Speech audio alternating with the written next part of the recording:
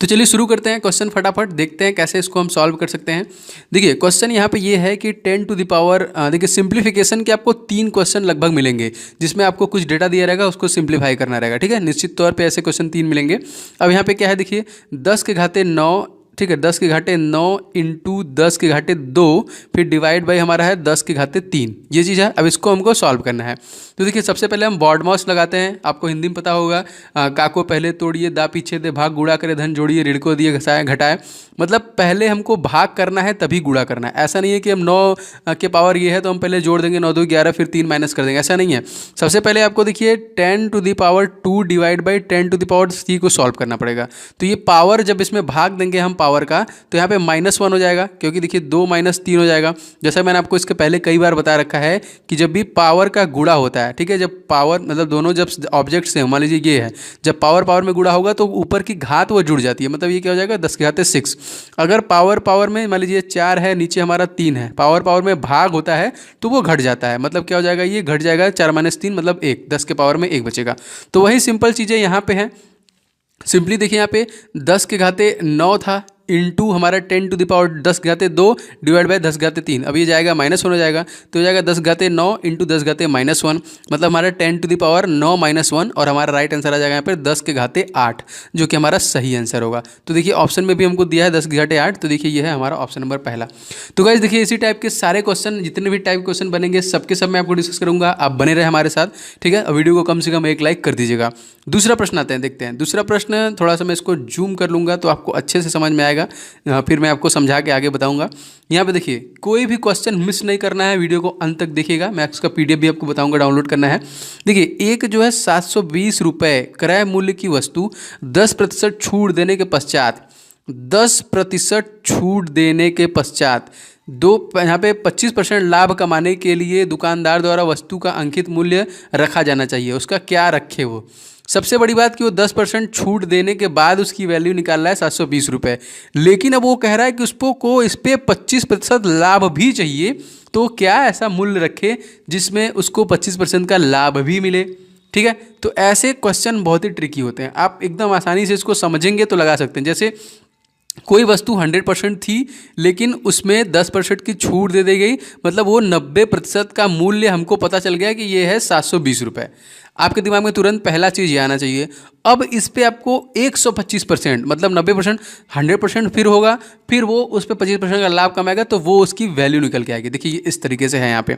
सबसे पहले हमको क्रय मूल्य दिया है 720 रुपये, जिसमें 10% की छूट है, मतलब ये 90% की वैल्यू हमको यहाँ पे दी हुई है 720 रुपये। अब हम 100% निकालेंगे, तो वही 100% निकाले वाला फार्मूला हमारा वही है, 100% इक्वल टू हमारा 720 डिवाइड बाई 90 इंटू 100 करेंगे। देखिए ये चीज़ हमने किया है। मैं इसका कलर चेंज कर लूँ शायद, तब थोड़ा अच्छे से दिखेगा। हाँ ठीक है, अब ठीक है। अब देखिए ये है हमारा, ये जहाँ पे देखेंगे ये मैंने 100% इसकी वैल्यू निकाली, तो कितना हो गया 720 डिवाइड बाई 90 इंटू 100। एक जीरो से एक जीरो कट जाएगा, काटेंगे 9 8 72, 8 बार में जाएगा, 100 से गुणा करेंगे तो हमारा 800 आ जाएगा। तो अब देखिए जो 10% की उसने छूट दिया था, हमने उसका 100% मान निकाल लिया। देखिए 100% मान निकाला तो हमको 800 मिला, लेकिन अभी भी हमारा आंसर नहीं आया। अभी हमको 25% इस पर लाभ भी चाहिए, तो भाई निकाल लेते हैं। अब देखिए हमको 100% की वैल्यू पता चल गई। अब हम 125% का निकाल लेते हैं, मतलब 100% प्लस 25%, तभी उसको वैल्यू पता होगी। तो 800 डिवाइड बाई 100 इंटू 125, जैसे हमने यहाँ पे किया था 100% निकालने के लिए 90 वाले में, यहाँ पे मेटा, हाँ जैसे देखिए यहाँ पे हमने किया था 100% निकालने के लिए, वही हम 125% निकालने के लिए करेंगे।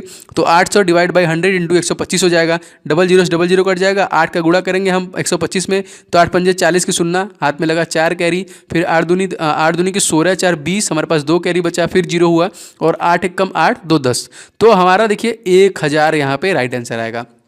मतलब ये हुआ कि वो दुकानदार अगर 1000 रुपये उसका अंकित मूल्य रखेगा, तब उसको यहाँ पे 25% का लाभ होगा। तो यहाँ पे देखिए हमारा सही आंसर क्या होगा, हमारा ऑप्शन नंबर देखिए यहाँ पे सही हो गया, ऑप्शन नंबर डी।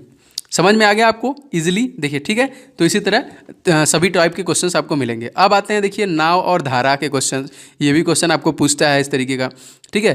तो देखिए ये क्या है क्वेश्चन, पहले हम लोग एक बार फिर से समझेंगे। ये देखिए यहाँ पे एल नहीं है, ये किलोमीटर है, ठीक है, ये KM लिखा हुआ है। देखिए एक नाव की स्थिर पानी में चाल 15 किलोमीटर प्रति घंटा है। इस पानी अभी भी स्थिर है, ठीक है। पानी की धारा की चाल जो है वो 3 किलोमीटर प्रति घंटा है। अब देखिए आप लोग बोलेंगे कि सर ये हम कैसे सीखें, मतलब हमको तो ये आइडिया नहीं है कि कैसे इसको लगाते हैं। तो आप चैनल के प्लेलिस्ट में जाओ, अभी के अभी जाओ, प्लेलिस्ट में जाओ, वहाँ पे मैंने मैथ पूरा टॉपिक वाइज ख़त्म किया है। बहुत ज़्यादा नहीं, आपको तीन चार लेसन में सभी वीडियो कवर कर दिए हैं। मतलब टाइम एंड वर्क देखेंगे 4 आपको वीडियो मिल जाएंगे, स्पीड डिस्टेंस देखेंगे 4 वीडियो मिल जाएंगे, 4 वीडियो में पूरा टॉपिक खत्म। ठीक है, ये चीज़ है। तो प्लेलिस्ट में मैंने पूरा मैथ खत्म कर दिया है, इसलिए आपको टेंशन लेने की जरूरत नहीं है। इस चैनल पे सब कुछ आपको मिल जाएगा, तो वहाँ पे जाके देखो। और नाव और धारा भी वहाँ पे खत्म है, उसको आप एक बार देख लोगे तो बहुत सारा कॉन्सेप्ट आपका क्लियर हो जाएगा। तो ये चीज़ हो गई पानी की चाल जो कि 3 किलोमीटर प्रति घंटा है। धारा की दिशा में 12 किलोमीटर नाव ले जाने में घंटे का समय लगता है। कितने? ठीक है, घंटे का समय लगता है यहाँ पे, लेकिन यहाँ पे आंसर हमको सभी मिनट में दिया है, तो मिनट में निकाल लेंगे, कोई दिक्कत नहीं है। अब देखिए हमको क्या पूछ रहा है यहाँ पे, नाव ले जाने में समय पूछ रहा है यहाँ पे। तो अब देखिए सिंपल, हमको जो जो चीज़ गिवन है उसको हम रख के सिंपली निकाल लेंगे वैल्यू। सबसे पहले देखिए स्थिर पानी में नाव की चाल ये है हमारा 15 किलोमीटर प्रति घंटा। पानी की धारा, तो देखिए यहाँ पे जो धारा की दिशा में नाव की चाल है, जैसा कि मैंने आपको बताया था कि कब ऐड होगा कब घटेगा, ठीक है, कब दोनों ऐड हो जाते हैं चाल और पानी की धारा, और जब कब हैं वो घट जाते हैं। तो उसी तरीके देखिए धारा की दिशा में नाव की चाल है, इसलिए ये जुड़ेगा, मतलब 15 + 3 किलोमीटर को हमने जोड़ देंगे तो ये 18 किलोमीटर प्रति घंटे की रफ्तार हमको मिल गई। इसकी चाल, हमको चाल यहाँ पे फाइंड हो गया। अब हम निकाल लेंगे, हमको सब कुछ मिल गया। देखिए हमको किलोमीटर दिया है, मतलब हमको दूरी दिया हुआ है, ठीक है, हमने चाल पता कर लिया। अब हमको समय निकालना है, तो ठीक है हम समय का फॉर्मूला लगा देंगे, समय बराबर दूरी बटा चाल। अब देखिए हमने दूरी निकाल लिया 12 किलोमीटर प्रति घंटा, चाल हमारा 18 किलोमीटर प्रति घंटा। अब हम कर देंगे क्या, ये 12 डिवाइड बाई 18, लेकिन ये मिनट में सभी ऑप्शन दिए हैं तो इंटू 60 कर देंगे तो हमारा मिनट में हो जाएगा। काट देंगे, देखिए 6 × 12 = 18 और 3 × 4 = 12, तो ये कितना हो गया 4 और 0 मतलब 40 मिनट, जो कि हमारा राइट आंसर देखिए यहाँ पे निकल के आया, वो हमारा निकल के आया 40 मिनट, जो कि हमारा देखिए ऑप्शन नंबर 3 में दिया है। कहीं पे भी आपको कोई भी डाउट हो तो आप क्वेश्चन में ज़रूर पूछ लेना, जो मैं आपको आसानी से समझा पाऊँ। अगर इसके बाद में अगला कोई वीडियो लेके आऊँगा, वैसे 100 क्वेश्चंस हैं तो लगातार आपको क्वेश्चंस मिलते रहेंगे, ठीक है। इसी बेस पे देखिए सिंप्लीफिकेशन का एक और क्वेश्चन है, थोड़ा ट्रिकी है, जिसमें मुझे लगा कि आपको हो सकता है थोड़ी सी प्रॉब्लम हो, लेकिन ये भी मैं आपको आसानी से बताऊँगा।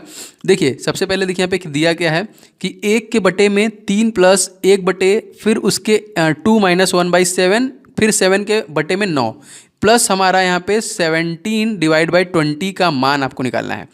तो सबसे बड़ा बखेड़ा हमको इसको सॉल्व करने में कि भाई इसको हम कैसे सॉल्व करेंगे।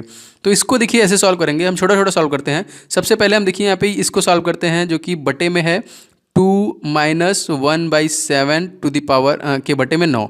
अब ये सबसे पहले हमको इसको सॉल्व करना पड़ेगा। तो ये जब हम ऊपर करेंगे, इसको गुणे में करेंगे, तो जाहिर सी बात है 9 ऊपर चलेगा 7 नीचे चला आएगा।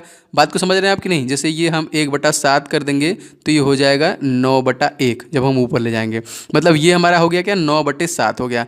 अब यहाँ पे 2 है, मतलब 2 - 9/7। अब देखिए हमने इसको सॉल्व किया तो ये आया 2 - 9/7, ठीक है, इतना हमने सॉल्व कर दिया। लेकिन अभी हमारा ये फिर बचा हुआ है, तो इसको भी हम सॉल्व कर लेते हैं। अब देखिए ये हमारा हो गया 3 प्लस देखिए 1 - 2 - 9/7। अब इसको क्लियर कीजिए, एलसीएम लेंगे, नहीं तो फिर हम डायरेक्ट कर लेते हैं। देखिए क्या हो जाएगा 7 दूनी के 14 - 9। अब आप आते हैं नेक्स्ट स्लाइड में, जिससे आपको आसानी से समझ में आ जाए। ये चीज़ देखिए इस तरीके से। अब यहाँ पे हो गया 14 - 9 डिवाइड बाई 7, अभी भी हमारा प्लस 17/22 है यहाँ पे। अब इसको सॉल्व करेंगे, 14 में से 9 घटाएंगे, हमारा 5/7 हो जाएगा। 3 प्लस 1/5/7 ये हो गया हमारा। अब ये 5/7 जैसे मेरा 9/7 गया था, इसी तरह ये भी ऊपर जाएगा तो उल्टा हो जाएगा, मतलब हो जाएगा 3 + 7/5। देखिए ये हो गया, ये है 1/3 + 5/7, ये भी क्लियर हो गया। अब देखिए फिर हम वो करेंगे, जैसे यहाँ पे हमने एलसीएम लिया था तो 15 + 7, 15 7 कितना होता है 22/5। अब देखिए हमने ये नीचे वाला 22 से नेक्स्ट स्टेप में ले आए। अगले स्टेप में आ जाएंगे हम, फिर ये ऊपर जाएगा तो ये उल्टा हो जाएगा, क्योंकि 1 के बटे में है, तो ये 5/22 प्लस हमारा 17/22। अब देखिए हम आखिरी पड़ाव में पहुँच गए, मतलब हमको क्या मिला लास्ट में 5/22 प्लस 17/22। अब हमको एलसीएम लेना है, तो इसका एलसीएम 22 ही होगा, सेम ही है, तो हम जोड़ देंगे 17 × 5 = 22। तो हमको क्या मिला 22 के बटा में 22। इसको जब हम काटेंगे तो हमारा एक आंसर आएगा, जो कि हमारा राइट आंसर होगा। तो देखिए सिंप्लीफिकेशन के क्वेश्चन में आप धीरे धीरे आराम से करेंगे, क्वेश्चन आसानी से लग जाएगा। ऐसे क्वेश्चन को कोशिश कीजिए मेंटली सॉल्व करने के लिए, मतलब दिमाग से ही सॉल्व कीजिए। जैसे इतना चीज़ें हैं तो सोचिए कि यार ये इसे कैसे मैं दिमाग से ही हल करके, जैसे मैंने आपको बताया शुरू में, वैसे आप छोटा करते चलिए, जिससे कि आपको बाद में दिक्कत नहीं होगी और आसानी से आप इसको कर पाओगे, ठीक है। नेक्स्ट चलते हैं, अगला प्रश्न देखते हैं यहाँ पे। अब ये देखिए एज वाले क्वेश्चन भी आपको पूछे जाएंगे निश्चित तौर पे। यहाँ पे भी थोड़ा सा ट्रिकी है, बस आप समझ लेंगे, क्वेश्चन को सॉल्व कर लेंगे। चलिए क्वेश्चन पढ़ते हैं। क्वेश्चन क्या है, श्याम की आयु उसकी माता की से 1/3 है। चलिए मान लेते हैं श्याम की कोई भी आयु होगी तो उसकी माता की 1/3, या फिर हम कह सकते हैं m/3, या फिर m × 1/3, ये चीज़ है। जो भी आएगी श्याम की आयु इक्वल टू श्याम की आयु, ये चीज़ होगा। ये पहली लाइन कह रहा है। दूसरी लाइन में कह रहा है वह अपनी बहन से 2 वर्ष बड़ा है। उसकी बहन की उम्र जितनी भी होगी उसमें +2 कर देंगे तो उसकी आयु निकल जाएगी। और यही चीज़ आगे हम देखेंगे यदि उसकी बहन की आयु 8 वर्ष है। अब देखिए तो क्लियर ही हो गया, मतलब आसानी से हम निकाल सकते हैं। क्या है, कह रहा है कि उसकी बहन की आयु 8 वर्ष है भाई, तो 8 वर्ष + 2 वर्ष, क्योंकि वो अपनी बहन से 2 साल बड़ा है, तो हमने निकाल लिया कि भाई श्याम की आयु हो गई हमारी 10 वर्ष। अब देखिए ये हमसे पूछ रहा था भाई क्या, तो उसकी माता की आयु बताइए। अब बताइए, ये इजी क्वेश्चन है, इतना आराम से निकाल लेंगे आप। अब देखिए क्या है यहाँ पे, वही m/3, मतलब उसकी माता का जो 1/3 होगा वही श्याम की आयु होगी। तो m/3 = श्याम की आयु हमने निकाल लिया 10 वर्ष। तिरिया गुणा करेंगे तो m = हो जाएगा 10 × 3, मतलब 30 वर्ष। तो हमने उसकी माता की आयु निकाल ली। उसकी माता की आयु जो निकल के आएगी वो होगी 30 वर्ष।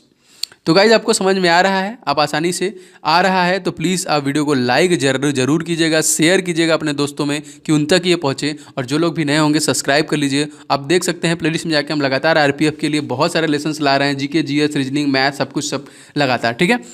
अगला प्रश्न देखते हैं यहाँ पे। अगला प्रश्न देखिए क्या है, एक कक्षा में 50 छात्र हैं, ठीक है। टोटल हमको संख्या बता दी है कि भाई 50 छात्र वहाँ पे उपस्थित हैं, जिसमें से 40 किलोग्राम वजन वाला एक छात्र चला जाता है। देखिए एवरेज से क्वेश्चन है, बहुत आसानी से इसको निकालेंगे आप। तो 40 किलोग्राम का एक छात्र है जो कक्षा चला जाता है, उसी समय एक अन्य छात्र कक्षा में आ जाता है। जैसे ही हो जाता है कोई एक आके भर जाता है, मतलब फिर वापस 50 हो जाए। तो यदि इस प्रकार कक्षा की औसत वजन 100 ग्राम कम हो जाती है तो नए छात्र का किलोग्राम में वजन बताइए। तो देखिए ये क्वेश्चन है इजी, बस आपको समझना है, समझ का फेर है, आसानी से समझ के क्वेश्चन लगा सकते हैं। देखिए सबसे पहले अगर हम यहाँ पे मान लेते हैं एक चीज़ कि मान लेते हैं हम कि जो 50, क्योंकि औसत में पूछ रहा है, 50 छात्रों की औसत मान लेते हैं हम कि x होगी। इसी तरह जो नया छात्र आया, जो नए छात्र का वजन होगा, हम मान लेते हैं कि भाई जो क्वेश्चन पूछ रहा है वो होगा y किग्रा, हम मान लेते हैं ये चीज़। अब देखिए हमको क्या बोला, 50 छात्र थे, हम यहाँ पे एवरेज ले लिए 50x, मतलब हमारा वो एवरेज है। एवरेज साथ गुणा करेंगे तभी उसका एवरेज निकल जाएगा। तो 50 छात्रों का एवरेज मतलब 50x हो गया, माइनस एक छात्र 40 किलो वाला छोड़ के चला गया। तुरंत एक छात्र y जो हमने माना है y, ठीक है, y तुरंत आ गया। अब देखिए जो हमारा बदलाव हुआ, टोटल 50 था जो छात्रों का औसत, उसमें से 50 तो हमारा छात्र संख्या है, x हमारा उसका औसत है, तो उसमें से देखिए 0.1 किग्रा मतलब 100 ग्राम, 0.1 किग्रा मतलब 100 ग्राम घट गया। तो देखिए वही हमने कहा यहाँ पे 50 × x - 0.1 कर लिया। अब इसका अंदर गुणा कर लीजिए, तो यहाँ देखिए 50x - 40 + y = 50x ± 5। अब ये 50x से 50x आप डायरेक्ट कर लीजिए, ये कट गया। अब देखिए यहाँ पे ये -40 है, इधर आएगा ये प्लस हो जाएगा, मतलब y बराबर, हाँ मतलब हमारा कितना हो जाएगा, +40 - 5 हो जाएगा। अब हम घटा लेंगे भाई तो हमारा निकल के आ गया 35। तो वो जो बंदा है यहाँ पे जो नए छात्र है वहाँ पे उसका किलोग्राम में वजन निकल के आ गया 35 किलोग्राम का बंदा उसके 40 किलोग्राम के जाने वाले के बाद आया था। तो देखिए एवरेज के ऐसे ऐसे क्वेश्चन बनेंगे और आप इस तरीके से आसानी से इन सभी क्वेश्चन को लगा लेंगे, ठीक है। समझ में आ गया आप। औसत के एक और क्वेश्चन देखते हैं हम लोग। अब ये क्वेश्चन देखिए, ये भी इंपॉर्टेंट क्वेश्चन है, समझने का फेर है बस। यहाँ पे भी देखिए 30 संख्याओं का औसत दिया है 15, 30 संख्याओं का औसत हमको दिया है कितना, 15। इनमें से प्रथम 18 संख्याओं का औसत हमको दे दिया है 10। चलिए कोई बात नहीं।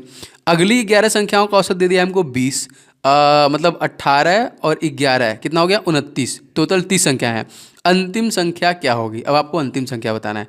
तो देखिए औसत दिया है, मतलब क्या हो जाएगा, अगर हम इनका योग निकाल लें तो 30 × 15 कर देंगे, मतलब 15 × 45 450। ये देखिए 30 संख्याओं का योग हमने 450 निकाल दिया। इसी तरह अगला भी करेंगे, जैसे इनमें से प्रथम 18 का औसत दिया है आपको 10। आइए यहाँ पे आते हैं, देखिए तो 30 संख्याओं का हमने कुल योग निकाल लिया, सिंपल। आपको ये समझ में आ रहा है कि नहीं। जैसे देखिए हमको 30 संख्याओं का औसत दिया है। देखिए एवरेज में क्या होता है, मान लेते हैं हम कि ये x उसको मान लेते हैं, जो संख्याओं का योग होता है उसके बटे में जितनी संख्या होती है तो 30 संख्या होती है। अब इसका एवरेज हम जो निकलेगा वो हमारा दिया है 15। तो अब यही इसका योग है ना, गुणा कर देंगे, तिरिया गुणा, तो हम x की वैल्यू निकाल लेंगे जो कि 15 × 30 होगा। तो यहाँ पे संख्याओं का योग, जैसे हम नहीं करते हैं 5 + 5 + 3 फिर उसका तीन संख्या है तो तीन नीचे करेंगे इक्वल टू, फिर जो एवरेज आएगा तो हमको उसका औसत दिया है और संख्या दिया है, हमको योग नहीं दिया था तो हमने योग निकाल लिया। हमने देखिए इसी तरह 30 संख्याओं का कुल योग निकाल लिया, 30 गुणे 15 450 हो गया। इस तरह प्रथम 18 संख्याओं का कुल योग करेंगे तो 18 गुणे 10 करेंगे तो ये 180 हो जाएगा। फिर अगली 11 संख्याओं का कुल योग हमको दिया है कितना, उसका औसत दिया है 20, तो 11 गुणे 20 करेंगे तो 220 हो जाएगा। समझ में आ गया आप। अब देखिए ये दोनों मिलके 29 का कवर करते हैं। अभी हमारा एक बच रहा है, कुल योग देखिए है हमने निकाली, तो इन दोनों को जोड़ लेंगे अगर तो 29 का हमको कुल योग निकल जाएगा। तो देखिए प्रथम 29 संख्याओं का कुल योग हमने निकाला, ये हो गया 180 प्लस 220, दोनों को जोड़ा हमने 400। अब देखिए अंतिम संख्या हम निकाल लेंगे क्योंकि कुल योग तो हमको पता है 450 है और हमको 29 का पता चल गया कि 400 है। अब एक ही बच रहा है, अगर हम इसमें से घटा देंगे तो ये देखिए हमारा कितना आ जाएगा 50, और यही जो होगा अंतिम संख्या होगी।